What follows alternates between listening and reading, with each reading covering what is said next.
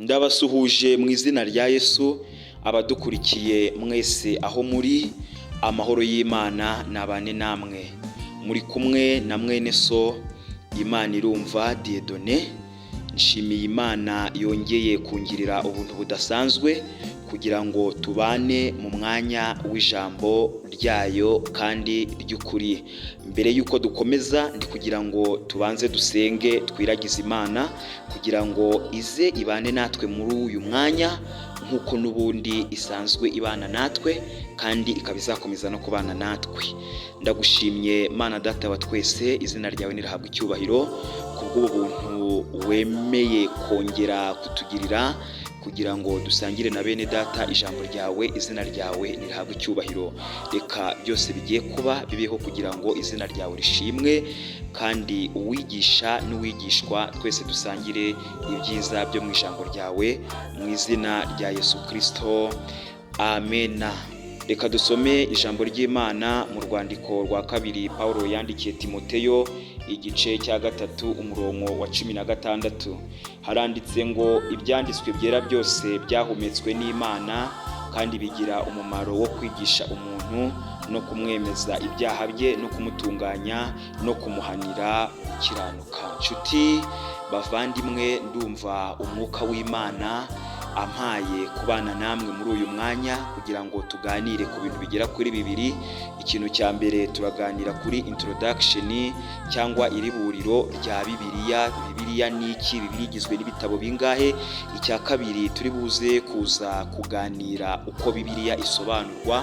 Hari uburyo bumwe bwonyine buhari bwizewe umuntu akoresha asobanura Bibiliya, kabone nubwo ataba ari kumwe n'umusobanurira. Iyo abukoresheje hamwe n'umwuka wera w'Imana abasha gusobanukirwa, akumva icyo Bibiliya ishatse kuvuga. Hanyuma si ibyo byonyine, tugiye kujya tubana uko Imana itugiriye ubuntu, tubane mu ijambo ry'Imana, dusobanure ibintu bitandukanye mu ijambo ry'Imana uko tubishobojwe n'umwuka wera. Uyu munsi rero nk'uko nari mbivuze, reka duhere kuri Bibiliya.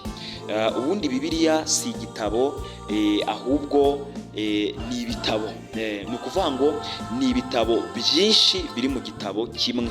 By'umwihariko Bibiliya yera ifite ibitabo bigera kuri 66, byose hamwe biri mu migabane igera kuri 2. Umugabane wa mbere nicyo twita isezerano rya kera, mu cyongereza twita ngo ni Old Testament. Umugabane wa kabiri ni isezerano rishya, mu cyongereza twita ngo New Testament. Hanyuma isezerano rya kera rifite ibitabo 39, isezerano rishya rikagira ibitabo 27, byose hamwe twabiteranya bikaba ibitabo 66. Bibiliya yahamije ivuga ko byose hatabuze na kimwe ko byahumetswe n'Imana. Hanyuma rero buri gitabo cya Bibiliya kigiye gifite imirongo yacyo runaka. Nk'igitabo cy'Itangiriro gifite ibice 50, igitabo cyo Kuva gifite ibice 40, Abalewi bafite ibice 27, Kubara ibice 36, Gutegeka kwa kabiri ibice 34, Yosuwa ibice 24, Abacamanza ibice 21, Rusi ibice 4, igitabo cya mbere cya Samweli gifite ibice 31, igitabo cya kabiri cya Samweli gifite ibice 24, igitabo cya mbere cy'Abami gifite ibice 22, igitabo cya kabiri cy'Abami gifite ibice 25, igitabo cya mbere cy'ibyo ku ngoma gifite ibice 29, igitabo cya kabiri cy'ibyo ku ngoma gifite ibice 36, igitabo cya Ezira gifite ibice 10, igitabo cya Nehemiya gifite ibice 13, igitabo cya Esther gifite ibice 10, Yobu ibice 42, Zaburi ibice 150 cyangwa Zaburi 150, Imigani ibice 31, Umubwiriza ibice 12, Indirimbo ya Salomo ibice 8, igitabo cy'umuhanuzi Yesaya ibice 66, Yeremiya ibice 52, Amaganya Yeremiya ibice 5, Ezekiyeli ibice 48, Danieli ifite ibice 12, igitabo cya Hoseya gifite ibice 14, igitabo cya Yoweri gifite ibice 4, icya Mose gifite ibice 9, Obadiya igice kimwe, Yona ibice 4, Mika ibice 7, Nahumu ibice 3, Habakuki ibice 3, Zefaniya ibice 3, Hagayi ibice 2, Zekariya ibice 14, Maraki ibice 3. Hanyuma mu isezerano rishya naho buri gitabo kigiye gifite ibice bitandukanye n'iby'ikindi. Matayo gifite ibice 28, Mariko ibice 16, Luka ibice 24, Yohana ibice 21, ibyakozwe n'intumwa ibice 28, Abaroma ibice 16, urwandiko rwa mbere Paulo yandikiye Abakorinto, ubu tugeze mu nzandiko za Paulo, ibice 16, urwandiko rwa kabiri Paulo yandikiye Abakorinto igice cya 13, ibice 13, Abagalatiya bifite ibice 5, Abefeso ibice 6, Abafilipi ibice 4, Abakolosayi ibice 4, urwandiko rwa mbere Paulo yandikiye Abatesalonike rufite ibice 5, urwandiko rwa kabiri Paulo yandikiye Abatesalonike rufite ibice 3, urwandiko rwa mbere Paulo yandikiye Timoteyo rufite ibice 6, urwandiko rwa kabiri Paulo yandikiye Timoteyo rufite ibice 4, Titusi hari ibice bigera muri 3, Filemoni nta gice ahubwo ni mirongo 25, urwandiko Paulo yandikiye Abaheburayo, abantu benshi bemeza ko rwanditswe na Paulo nubwo titire y'iki gitabo itagaragaza uwacyanditse, ariko abenshi twemeza ko yaba ari Paulo. Niyo mpamvu nari mvuze ngo urwandiko Paulo yandikiye Abaheburayo cyangwa urwandiko rwandikiwe Abaheburayo rufite ibice 13, hanyuma urwandiko rwanditswe na Yakobo rufite ibice 5, urwandiko rwa mbere rwanditswe na Petero rufite ibice 5, urwa kabiri rwanditswe na Petero rufite ibice 3, urwa mbere rwanditswe na Yohana rufite ibice 5, urwa kabiri rwanditswe na Yohana nta bice ahubwo ni mirongo 13, urwa gatatu rwanditswe na Yohana narwo nta bice rufite ahubwo ni mirongo 15, urwanditswe na Yuda narwo nta bice rufite ahubwo ni mirongo 25. Hanyuma igitabo cya nyuma aricyo ibyahishuriwe Yohana gifite ibice 22. Hanyuma tugarutse mu isezerano rya kera, ibi bitabo uko ari 39 byose bigiye bigabanyije mu bice bitandukanye. Dufite ibitabo bigera kuri 5 ibyo twita Tora cyangwa Pentateuch, ibitabo 5 bya Mose, nibyo bibanza itangiriro kuva Abalewi kubara guteka kwa kabiri. Iyo ibyo bitabo tubivuyeho tujya ku bitabo 12 ibyo twita ngo ni ibitabo by'amateka, no kuva kuri Yosuwa kugera kuri Esteri. Ibyo bitabo iyo tubivuyeho tugenda ku bitabo 5 twita ngo ni ibitabo by'ibisigo cyangwa poem books, no kuva kuri Yobu kugera ku ndirimbo ya Salomo. Ibyo bitabo iyo tubivuyeho tugenda ku bitabo by'abahanuzi bakuru, dusanga ko ni ibitabo 5: Yesaya, Yeremiya, Maganya, Yeremiya, Ezekiel na Danieli. Ni kuvuga ngo muri Bibiliya dufite abahanuzi bakuru bagera muri 4: ni Yesaya, Yeremiya, Ezekiel na Danieli. Impamvu tubita abahanuzi bakuru nuko banditse ibintu byinshi. Tukagira n'abahanuzi batoya n'abahanuzi 12 kuva kuri Hoseya kugera kuri Maraki. Twaza mu isezerano rishya tukagira ibitabo 4 twita ngo ni ibitabo by'ubutumwa bwiza, 4 Gospels, Matayo, Mariko, Luka na Yohana. Tukagira n'igitabo kimwe twita ngo ni igitabo cy'amateka, nkuko mu isezerano rya kera twabonye ko hari ibitabo by'amateka 12. Mu isezerano rishya dufite igitabo cy'amateka kimwe aricyo gitabo cy'ibyakozwe n'intumwa. Tukagira inzandiko Paulo yanditse, ni inzandiko zigera kuri 13 kuva ku Baroma kugera kuri Filemoni. Tukagira urwandiko bavuga ko rwanditswe na Paulo nubwo batabyemeza 100%, urwandiko twita rw'Abaheburayo. Tukagira n'urwandiko rwanditswe na Yakobo, bavuga ko Yakobo yari umuvandimwe wa Yesu. Tukagira n'inzandiko zigera kuri 2 zanditswe na Petero, uyu nawe yari umwigishwa wa Yesu. Tukagira n'izindi 3 zanditswe na Yohana, uyu nawe yari umwigishwa wa Yesu. Tukagira n'urundi rwandiko rwanditswe na Yuda, uyu nawe yavukanaga na Yesu. Tukagira n'iki gitabo twita Revelation cyangwa Apocalypse, aricyo gitabo cya nyuma muri Bibiliya cy'ibyahishuriwe Yohana. hanyuma ibi bitabo byose nta makosa arimo. Mu cyongereza baravuga ngo Bible is infallible, infallibility of the Bible, nicyo bita kutagira amakosa kwa Bibiliya ntigira ikosa na rimwe. Kutagira ikosa kwa Bibiliya bisobanuye ko Bibiliya ntivuguruzanya.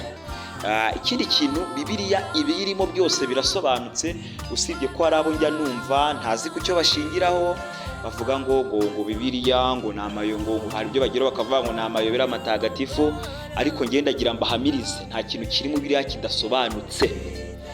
Hari abajya bavuga ngo Bibiliya ngo ni inyanja, ngo woze nabi warohama, uko ni ukubeshya. Bibiliya itanga ubuzima, ntabwo Bibiliya itanga urupfu.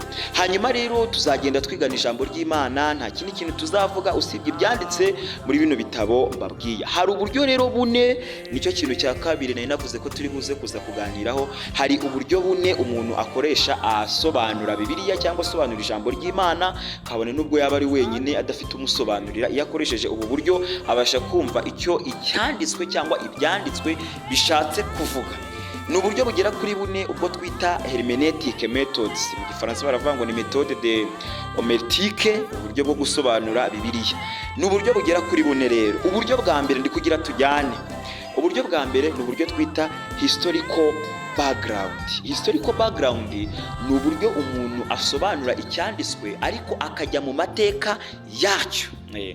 Muri historical background tugira historical background comme tel, ni amateka dusanga muri Bibiliya. Ushobora gusoma ijambo runaka wenda ukarisoma nko mu nzandiko cyangwa mu butumwa bwiza, rikaba rifite aho ryakomotse, wenda waba ari umugani cyangwa yaba ari inkuru, ikaba ifite aho yakomotse muri Bibiliya. Cyane ko twabonye ko Bibiliya mu isezerano rya kera dufite ibitabo 12 ibitabo bivuga ku mateka.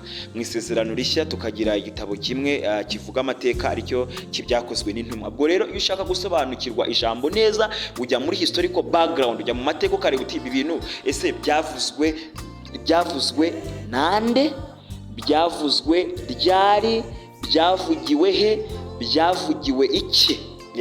Tugira nicyo bita historical interpretation, ni ibindi bitabo by'abanditsi batandukanye bagenda basobanura Bibiliya. Ibyo bitabo nabyo umuntu akwiye kubigenzuza ijambo ry'Imana akumva ko bihwanye n'icyo Bibiliya ishatse kuvuga. Uburyo bwa kabiri ni ubwo twita direct and indirect context. Direct context wundi kirazira kujya gusobanura ijambo ry'Imana ukajya mu gice nagiye gerageza kubereka ibice bigize buri gitabo cya Bibiliya, ugasanga ugiye mu gice ugakuramo akarongo kamwe akaba ari kushingira. Ntabwo mu murongo umwe umuntu akuye mu gice ntabwo havamo inyigisho shingiro. Niba ushaka gusobanukirwa ijambo neza nta rujijo rujemo, ujye ukora icyo bita direct context. Direct context ni uburyo ureba ibyabanje n'ibyakurikiye inyuma. Niba ari igice uri gusoma ukareba ibice byabanje n'ibyakurikiye inyuma. Niba ari umurongo uri gusoma ukareba imirongo yabanje n'iyakurikiye inyuma. Apana kuza ukajoboramo akarongo kamwe ukagakuramo inyigisho. Akenshi ushobora gutanga inyigisho y'ikinyoma, inyigisho idafite ishingiro. Muri iki gice tugiramo nicyo bita indirect context. Indirect context ni nk'impuzamirongo, ni ukuvuga ngo ntabwo Bibiliya umurongo ushobora kuwusanga uvuga ku kintu kimwe ngo usanga ahantu hamwe, ushobora kuwusanga n'ahandi hantu yose ikabivuga ikintu kimwe. Ugasanga umurongo uri muri Matayo uhuye n'uri muri Mariko, uri muri Mariko uhuye n'uri muri Yohana, kuko ushobora gusanga wenda umwanditsi umwe yarabivuzeho ibintu bikeya uwundi yaragiye abirambura. Ubwo rero ushaka gusobanukirwa ugerageza kureba n'impuzamirongo. Rimwe na rimwe hari igihe impuzamirongo ziba zanditse munsi ya titire ziri muri Bibiliya cyangwa zanditse kuri button ya Bibiliya hasi, wenda ukabona uti ijambo ryanditse muri rwandiko rwa kabiri rwa Paulo yandikiye Timoteyo igice cya 4 ku murongo wa 10, bakakwereka ngo ugiye no mu Bakolosayi igice cya 4 umurongo wa 14 wabisangamo. Ibyo rero babyita indirect context. Uburyo bwa gatatu ni uburyo bwo gukoresha indimi, languages. Mu by'ukuri bavandimwe, Bibiliya mu isezerano rya kera, Bibiliya iri original ya mbere yanditswe yari yanditswe mu rurimi rw'Igiheburayo. hanyuma mu isezerano rishya Bibiliya iri originali yanditswe bwa mbere yari yanditswe mu Kigiriki. Rero umuntu ashaka kumva ijambo neza, rimwe na rimwe hari igihe izi ndimi zacu bitewe na translation yagiye ikorwa mu ndimi zitandukanye, hari igihe umuntu atabyumva neza, ushobora kwifashisha n'izi ndimi Bibiliya yavuyemo kugira ngo ugere ku gisobanuro cy'ukuri. Ushobora kwifashisha Google ukabisearching ukareba iti iri jambo mu Kigiriki rivuze gutya, rivuze iki n'iki. Uburyo bwa kane ni uburyo twita literal interpretation. Literal interpretation ni ukumenya uburyo ijambo ryavuzwe. Hari ahantu uzajya muri Bibiliya ugasanga bavuze amazi, ugasanga ni amazi asanzwe, ahandi ugasanga bavuze amazi yo mu buryo bw'umwuka, amazi y'ubugingo. Ubwo rero umuntu aba akeneye gusoma akumva icyo Bibiliya ivuze atazanye ikindi.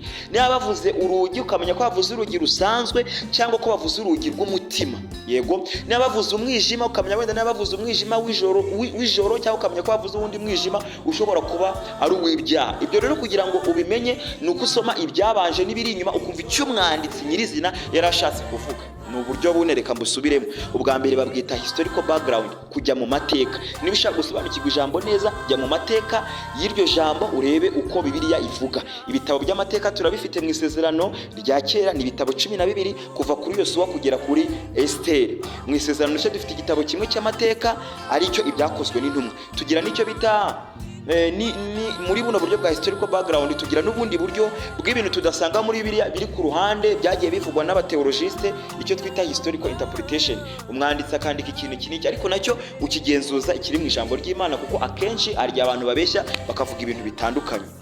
Hanyuma uburyo bwa kabiri navuze ko ari direct na indirect context. Direct context ni ugusoma imirongo yabanje n'iri inyuma kugira wumve icyo umurongo ushatse kuvuga. Nongere nsubiremo, kirazira gufata akarongo kamwe ukagakuramo inyigisho. Bibanza usome ibiri hejuru n'ibiri hasi kugira wumve nyirizina icyo Bibiliya yari ishatse kuvuga. Uburyo buri indirect nicyo bita impuza mirongo. Hari gihe hamwe umwanditsi umwe avuga Bibiliya avuga inkuru ya Bibiliya mu ncamake, undi akayirambura. Ubukeneye gukora indirect context cyangwa ukareba imirongo. Niba uri kusoma imirongo ivuga ku kwizera ukareba n'iyindi ivuga ku kwizera, niba uri gusoma ku mirongo ivuga ku bugingo ukareba n'iyindi ivuga ku bugingo, yose icyo gihe bigufasha kubona igisobanuro nyirizina. Uburyo bwa gatatu nubwo bita languages, gukoresha indimi. Niba uri kubona ururimi uri gusomamo bibi kuyobeye, genda mu zindi ndimi. Ariko by'umwihariko isezerano rya kera ryakuwe mu rurimi rw'Igiheburayo. Iyo ugiye mu Giheburayo ubona ijambo riri original, wakoresha Google. Isezerano rishya ryanditswe mu Kigiriki, ugiye kuri Google ukareba iri jambo se mu Kigiriki rivuga gute, ubona ubusobanuro buri original. Uburyo bwa kane ni uburyo twita literal interpretation, ukareba ijambo icyo rivuze, ukamenya ngo hano bavuze amazi asanzwe, hirya bavuze amazi y'ubugingo. Ubu buryo rero nibwo umwuka wera akoreramo ashaka gusobanurira umuntu. Bavandimwe rero ndi kugira ngo uyu munsi soreza ahangaha tugerageje gusobanura Bibiliya, ibitabo ifite n'imigabane yabyo. Tugerageza no gusobanura uburyo umuntu asobanuramo Bibiliya akava ku gisobanuro cy'ukuri. Ubwo rero uko Imana izajya itugirira ubuntu, tuzaturushaho kugenda tubana dusobanura ijambo ry'Imana. Kandi wumvishe hari ikibazo ugize, ushobora kutwandikira muri comment cyangwa ukaduhamagara kuri nomero yacu ariyo 0759 turi hano ku bwanyu, duhamagariwe gukora umurimo w'Imana ahakiri ku manywa. Imana ibagirire neza, umugisha w'Uwiteka ubane namwe. Imana irushaho kubamurikira mu izina rya Yesu Kristo umwami wacu. Amen.